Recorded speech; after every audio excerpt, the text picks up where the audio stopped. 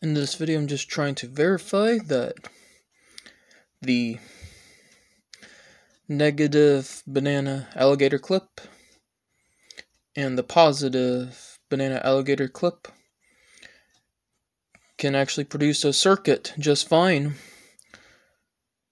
for the purpose of trying to sell the negative and this positive cable together on my eBay listing. See, as I got, a 12-volt battery to read from this digital multimeter that I have.